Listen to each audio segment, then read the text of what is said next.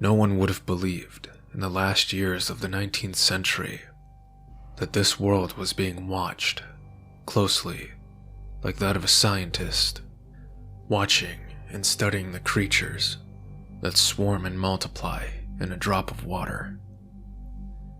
Mankind, concerned only with their daily affairs, went to and fro about the globe, assured of their dominance over it. But across the gulf of space, intelligences, vast and cool and unsympathetic, viewed our world with envious eyes, and slowly but surely drew their plans against us. The Martians seem to have calculated their descent with amazing subtlety. Their mathematical learning is evidently far in excess of ours, and to have carried out their preparations with a well-nigh perfect unanimity. Had our instruments permitted it, we might have seen the gathering trouble far back in the 19th century. Men like Schiaparelli watched the Red Planet. It is odd, by the by, that for countless centuries, Mars has been the star of war, but failed to interpret the fluctuating appearances of the markings they map so well. All that time, the Martians must have been getting ready. During the opposition of 1894, a great light was seen on the illuminated part of the disk, first at the Lick Observatory, then by Perrotin of Nice, and then by other observers. English readers heard of it first in the issue of Nature, dated August 2nd. I am inclined to think that this blaze may have been the casting of the huge gun, and the vast pit sunk into their planet, from which their shots were fired at us. Peculiar markings, as yet unexplained, were seen near the site of that outbreak during the next two oppositions. The storm burst upon us 6 years ago now. As Mars approached opposition, Lavelle of Java set the wires of the astronomical exchange palpitating with the amazing intelligence of a huge outbreak of incandescent gas upon the planet. It had occurred towards the midnight of the 12th, and the spectroscope to which we had once restored indicated a mass of flaming gas, chiefly hydrogen, moving with an enormous velocity towards this Earth. This jet of fire had become invisible about 12:15. He compared it to a colossal puff of flame, suddenly and violently squirted out of the planet, as flaming gases rushed out of a gun. A singularly appropriate phrase it proved. Yet the next day there was nothing of this in the papers except a little note in the Daily Telegraph, and the world went in ignorance of one of the greatest dangers that ever threatened the human race. I might not have heard of the eruption at all had I not met Ogilvy, the well-known astronomer, at Ottershaw. He was immensely excited at the news, and in the excess of his feelings invited me up to take a turn with him that night in the scrutiny of the Red Planet. In spite of all that has happened since, I still remember that vigil very distinctly.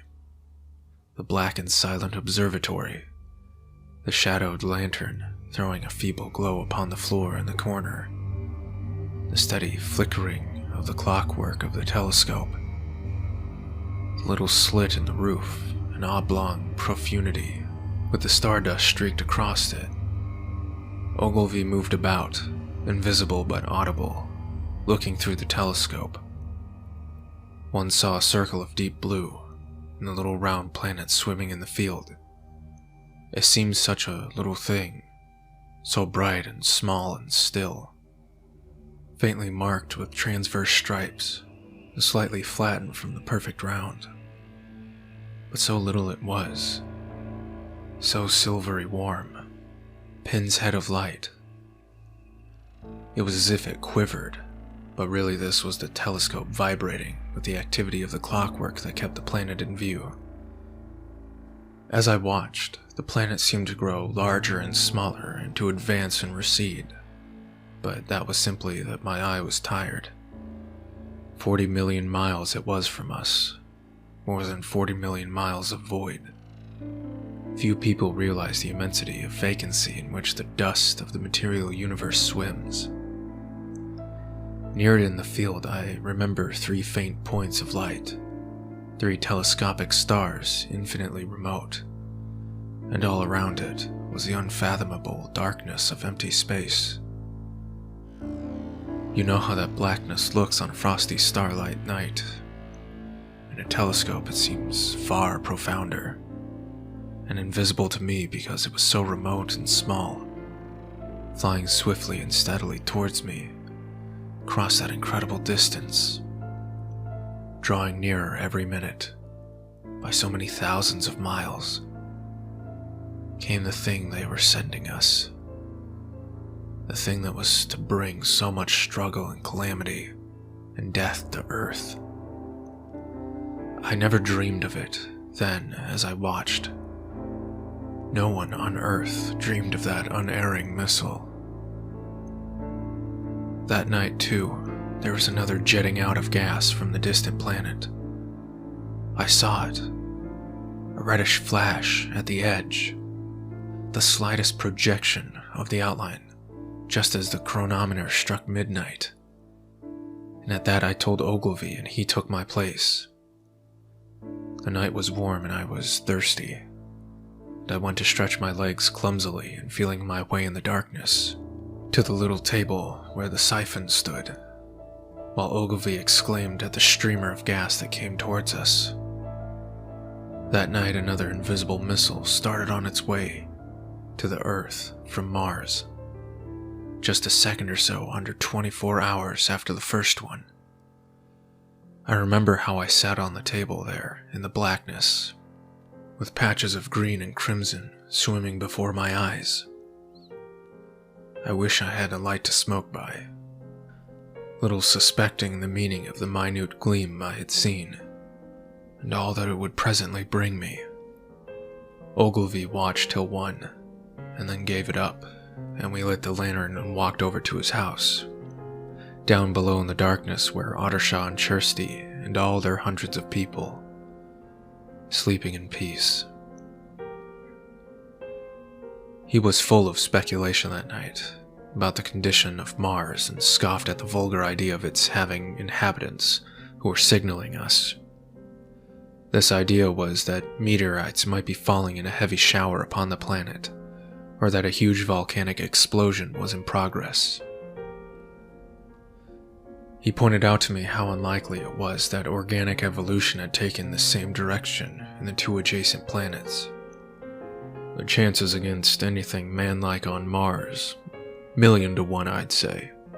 Hundreds of observers saw the flame that night, the night after about midnight, and again the night after. And so for 10 nights, a flame each night. Why the shot ceased after the 10th, no one on Earth has attempted to explain. It may be the gases of the firing caused the Martians inconvenience, dense clouds of smoke or dust, visible through a powerful telescope on Earth as little gray, fluctuating patches spread through the clearness of the planet's atmosphere and obscured its more familiar features. Even the daily papers woke up to the disturbances at last, and popular notes appeared here, there, and everywhere concerning the volcanoes upon Mars. The serio-comic periodical Punch, I remember, made a happy use of it in the political cartoon, and all unsuspected, those missiles the Martians had fired at us drew earthward, rushing now at a pace of many miles a second through the empty gulf of space, hour by hour, and day by day, nearer and nearer. It seems to me now almost incredibly wonderful that, with that swift fate hanging over us, men could go about their petty concerns as they did.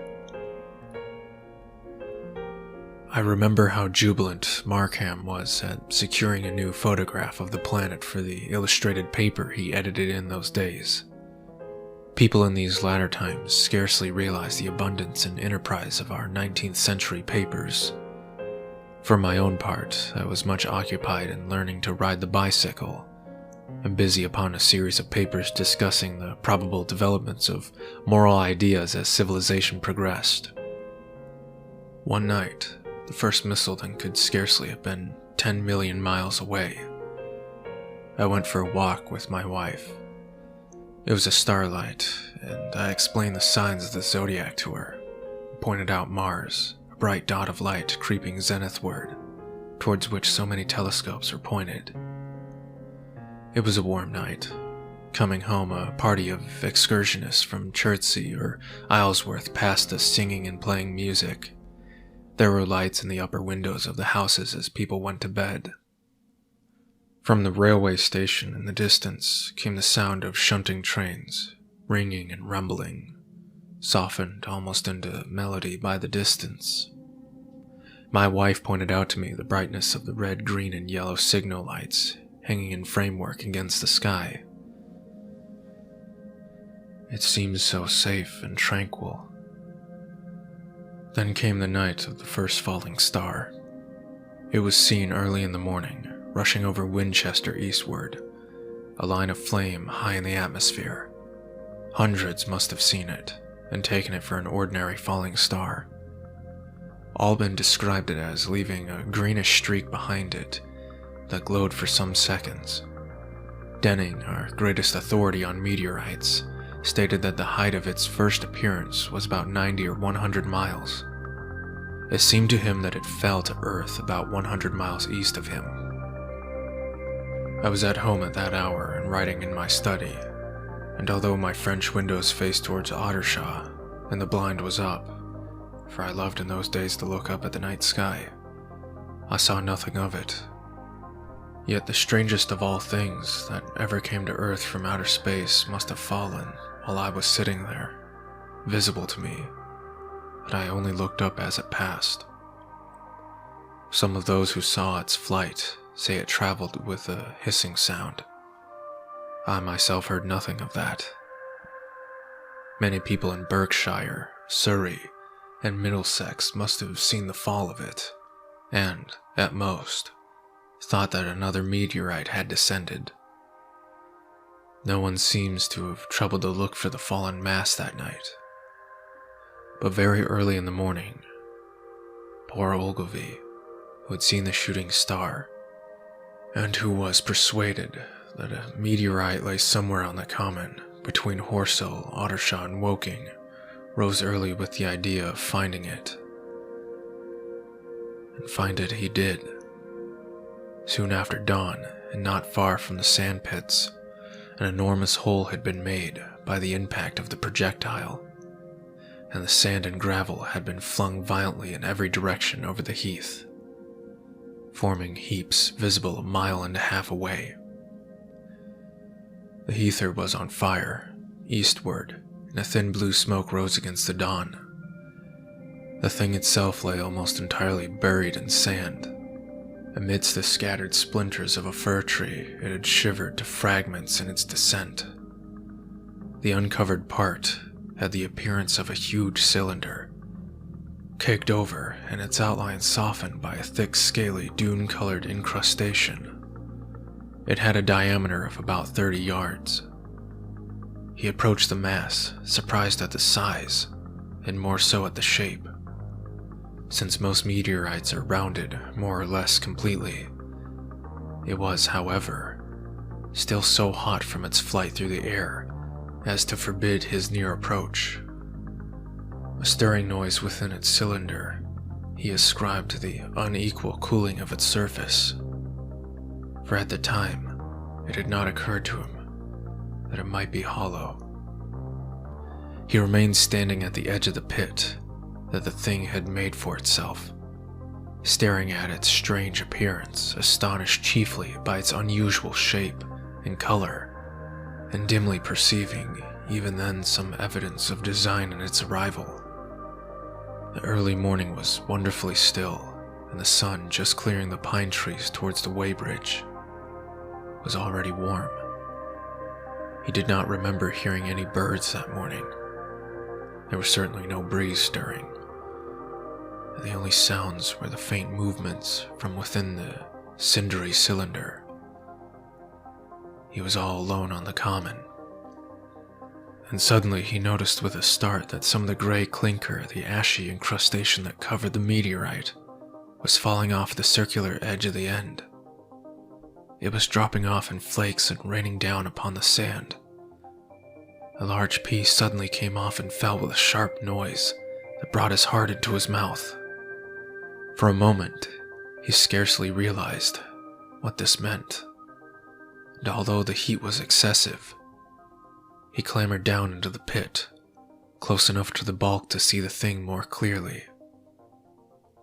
He fancied, even then, that the cooling off of the body might account for this, but what disturbed the idea was the fact that the ash was falling off only from the end of the cylinder. And then he perceived that very slowly, the circular top of the cylinder was rotating on its body. It was such a gradual movement that he discovered it only through noticing that a black mark that had been near him 5 minutes ago was now at the other side of the circumference. Even then, he scarcely understood what this indicated, until he heard a muffled grating sound, and saw the black mark jerk forward an inch or so. Then the thing came upon him in a flash. The cylinder was artificial, hollow, with an end that screwed out. Something from within the cylinder was unscrewing the top. "Good heavens," said Ogilvy. "There's a man in it. Men in it, half roasted to death, trying to escape." At once, with a quick mental leap, he linked the thing with the flash upon Mars. The thought of the confined creature was so dreadful to him that he forgot the heat and went forward to the cylinder to help turn. But luckily, the dull radiation arrested him before he could burn his hands on the still glowing metal. At that, he stood, resolute for a moment, then turned, scrambled out of the pit, and set off running wildly into Woking. The time then must have been somewhere around 6 o'clock. He met a wagoner and tried to make him understand, but the tale he told and his appearance were so wild, his hat had fallen off in the pit, that the man had simply drove off.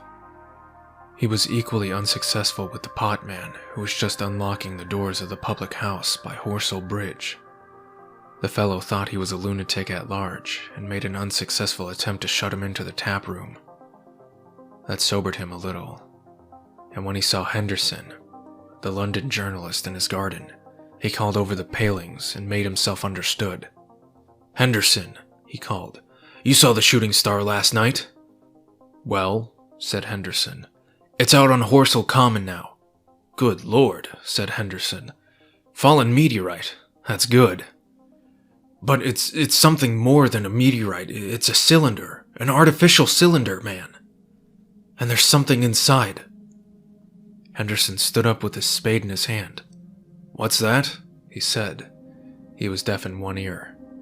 Ogilvy told him all he had seen. Henderson was a minute or so taking it in. Then he dropped his spade, snatched up his jacket, and came out into the road. The two men hurried back at once to the common, and found the cylinder still lying in the same position. But now the sounds inside had ceased, and a thin circle of bright metal showed between the top and the body of the cylinder. Air was either entering or escaping at the rim with a thin, sizzling sound. They listened, rapped on the scaly burnt metal with a stick, and, meeting with no response, they both concluded that the man or men inside must be insensible or dead.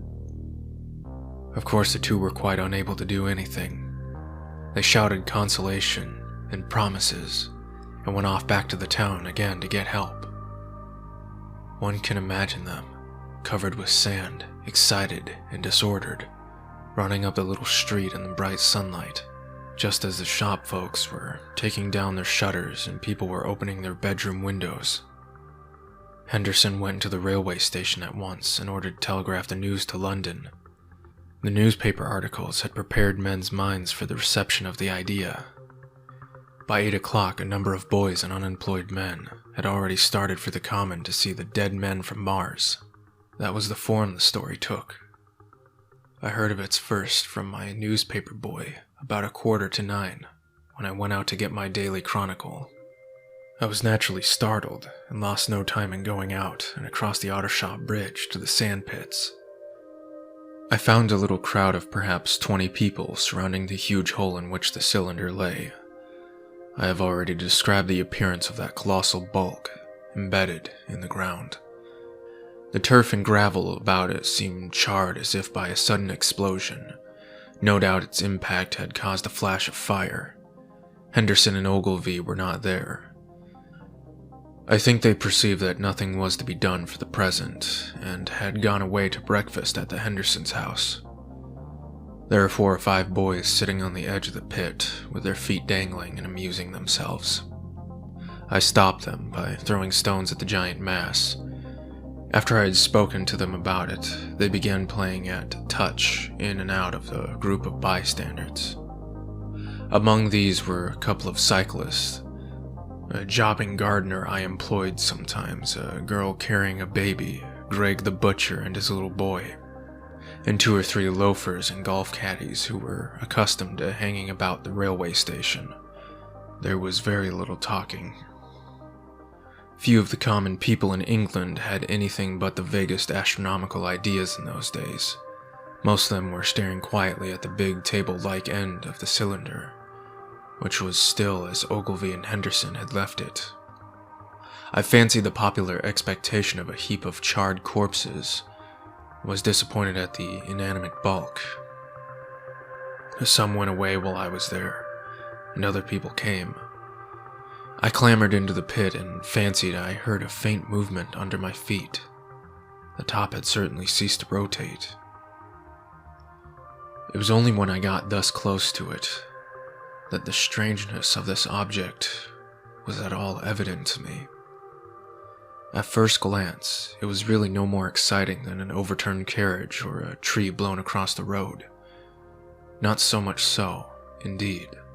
It looked like a rusty gas float. It required a certain amount of scientific education to perceive that the gray scale of the thing was no common oxide, that the yellowish-white metal that gleamed in the crack between the lid and the cylinder had an unfamiliar hue. Extraterrestrial had no meaning for most of the onlookers. At that time, it was quite clear in my own mind that the thing had come from the planet Mars, but I judged it improbable that it contained any living creature. I thought the unscrewing might be automatic. In spite of Ogilvy, I still believed that there were men in Mars. My mind ran fancifully on the possibilities of it containing manuscripts, on the difficulties in translation that might arise, whether we would find coins and models in it, and so forth. Yet it was a little too large for assurance on this idea. I felt an impatience to see it open. About 11, as nothing seemed happening, I walked back full of such thought to my home in Maybury. But I found it difficult to get to work upon my abstract investigations. In the afternoon, the appearance of the common had altered very much. The early editions of the evening papers had startled London with enormous headlines. A message received from Mars, remarkable story from Woking, and so forth. In addition, Ogilvy's wire to the Astronomical Exchange had aroused every observatory in the 3 kingdoms. There were 6 flies or more from the Woking station standing in the road by the sand pits, a basket chaise from Cobham, and a rather lordy carriage. Besides that, there was quite a heap of bicycles. In addition, a large number of people must have walked, in spite of the heat of the day, from Woking and Chertsey. There was altogether quite a remarkable crowd. 1 or 2 gaily dressed ladies among the others.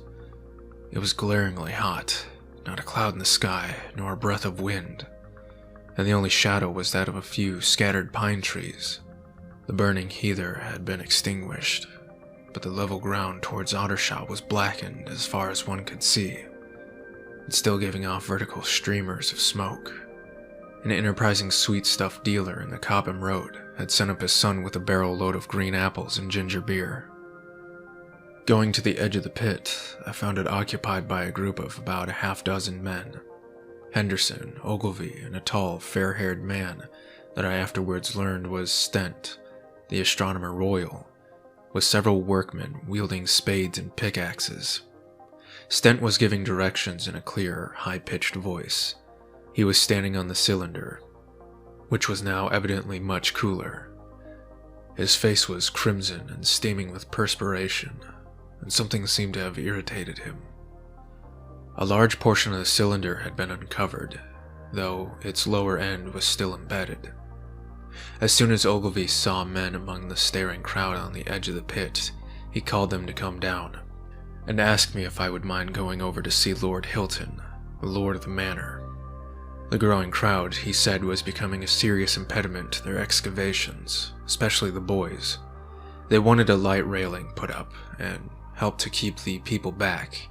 He told me that a faint stirring was occasionally still audible within the case, but that the workmen had failed to unscrew the top, as it afforded no grip to them. The case appeared to be enormously thick, and it was possible that the faint sounds we heard represented a noisy tumult in the interior. I was very glad to do as he asked, and so become one of the privileged spectators within the contemplated enclosure. I failed to find Lord Hilton at his house, but I was told he was expected from London by the 6 o'clock train from Waterloo.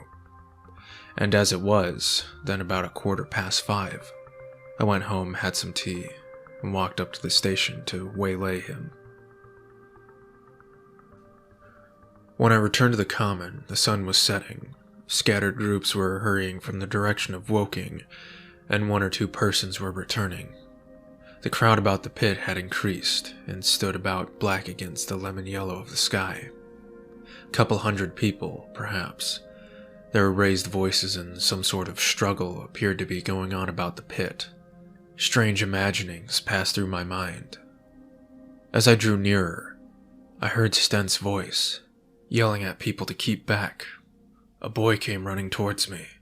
He said it was unscrewing. He was running back home. Poor boy was scared to death. I went on to the crowd.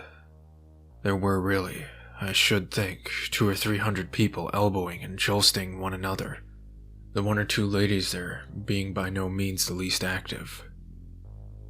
Someone cried out, "He's fallen in the pit." "Keep back," said several. The crowd swayed a little, and I elbowed my way through. Everyone seemed greatly excited. I heard a peculiar humming sound from the pit. Ogilvy was shouting to the men at work to help keep the crowd back, exclaiming that we still don't know what's in the cylinder yet. I saw a young man, a shop assistant in Woking, I believed he was, standing on the cylinder and trying to scramble out of the hole again. The crowd had pushed him in. The end of the cylinder was being screwed out from within. Nearly 2 feet of shining screw projected. Somebody blundered against me, and I narrowly missed being pitched on the top of the screw. I turned, and as I did so the screw must have come out, for the lid of the cylinder fell upon the gravel with a ringing concussion. I stuck my elbow into the person behind me, and turned my head towards the thing again. For a moment, that circular cavity seemed perfectly black. I had the sunset in my eyes. I think everyone expected to see a man emerge, possibly something a little unlike us terrestrial men, but in all the essentials a man. I know I did. But looking, I presently saw something stirring within the shadow. Grayish billowy movements, one above another, and then 2 luminous disc-like eyes, and something resembling a little gray snake, about the thickness of a walking stick, coiled up out of the writhing middle, and wiggled in the air towards me. And then another. A sudden chill came over me. There was a loud shriek from a woman behind. I half turned, keeping my eyes fixed upon the cylinder still, from which other tentacles were now projecting, and began pushing my way back from the edge of the pit. I saw astonishment giving place to horror on the faces of the people about me. I heard inarticulate exclamations on all sides. There was a general movement backwards. I saw the shopman struggling still on the edge of the pit. I found myself alone, and saw the people on the other side of the pit running off, Stent among them. I looked again at the cylinder, and an ungovernable terror gripped me. I stood petrified and staring. A grayish rounded bulk, the size perhaps of a bear, was rising slowly and painfully out of the cylinder. As it bulged up and caught the light, it glistened like wet leather. Two large dark-colored eyes were regarding me steadfastly. The mask that framed them, the head of the thing, was rounded and had one might say a face. There was a mouth under the eyes, the lipless brim of which quivered and panted and dropped saliva. The whole creature heaved and pulsated convulsively. A lank tentacular appendage gripped the edge of the cylinder. Another swayed in the air. Those who have never seen a living Martian can scarcely imagine the strange horror of its appearance. The peculiar V-shaped mouth with its pointed upper lip, the absence of brow ridges and the absence of a chin beneath the wedge-like lower lip, the incessant quivering of this mouth, the gorgon groups of tentacles, the tumultuous breathing of the lungs in strange atmosphere, the evident heaviness and painfulness of movement due to the greater gravitational energy of the earth. Above all, the extraordinary intensity of the immense eyes, were at once vital, intense, inhuman, crippled and monstrous. There was something fungoid in the oily brown skin, something in the clumsy deliberation of the tedious movements unspeakably nasty. Even at this first encounter, this first glimpse, I was overcome with disgust and dread. Suddenly, the monster vanished. It had toppled over the brim of the cylinder and fallen into the pit. With a thud like the fall of a great mass of leather, I heard it give a peculiar thick cry, and forthwith another of these creatures appeared darkly in the deep shadow of the aperture. I turned and, running madly, made for the first group of trees, perhaps 100 yards away. But I ran, slantingly and stumbling, for I could not avert my face from these things. There among some young pine trees and furze bushes, I stopped, panting, and waited further developments. The common around the sand pits was dotted with people, standing like myself in a half-fascinated horror, staring at these creatures, or rather at the heaped gravel at the edge of the pit in which they lay. And then, with a renewed terror, I saw a round, black object bobbing up and down on the edge of the pit. It was the head of the shopman who had fallen in, but showing as a little black object against the hot western sun. Now he got his shoulders and knees up, and again he seemed to slip back until only his head was visible. Suddenly he vanished, and I could have fancied a faint shriek had reached me. I had a momentary impulse to go back and help him that my fears overruled. Everything was then quite invisible, hidden by the deep pit and the heap of sand that the fall of the cylinder had made. Anyone coming along the road from Cobham or Woking would have been amazed at the sight. A dwindling multitude of perhaps 100 people or more standing in a great irregular circle, in ditches, behind bushes, behind gates and hedges, saying little to one another, and that in short, excited shouts and staring hard at a few heaps of sand. The barrel of ginger beer stood, a queer derelict, black against the burning sky, and in the sand pits was a row of deserted vehicles, with their horses feeding out of the nose bags or pawing the ground.